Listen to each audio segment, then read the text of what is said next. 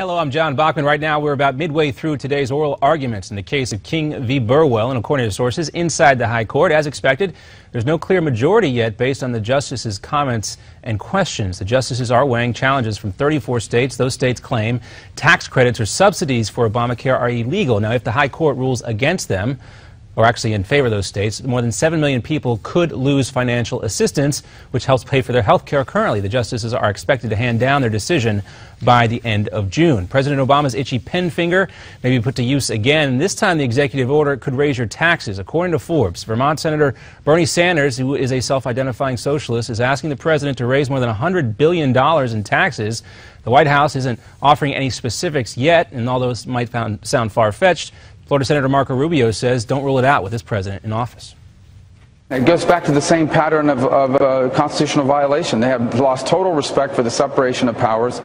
Well, Rubio adds that Mr. Obama's plan is setting a dangerous precedent for future administrations. We've heard that before. The GOP continues to praise Benjamin Netanyahu's speech, while Democrats blasted the prime minister's remarks, but now Iran is chiming in and it's calling Israel a war-mongering regime. You'd expect that. The three Iranian officials you see right here, including President Hassan Rouhani, are now condemning Netanyahu's address before a joint session of Congress. Here at home, President Obama also dismissed the speech as, quote, nothing new. Also in the Middle East, Iraqi security forces claim they are making advances against ISIS.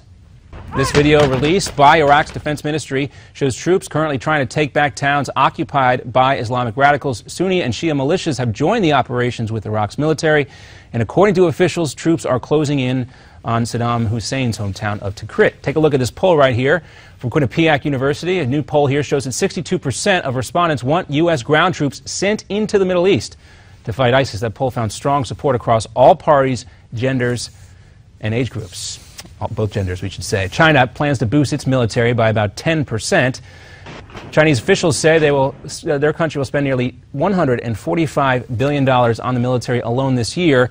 That's the 5th annual increase, but the Pentagon believes that number may be closer to 40 or 50%. Think about that. That's because money spent on high-tech weapons imports and other key programs are not factored into that budgetary number, that 10%. And in California, federal agents raid more than a dozen homes they say were used for a birth tourism ring. Birth tourism. It's not against the law to come to the United States to have your child born a U.S. citizen, but it is against the law to lie about it. And that's what Homeland Security officials say is happening. They say women, mainly from China, paid upward of $50,000 to have their babies here in the United States. Another update coming up for you in 30 minutes. Now back to America's Forum.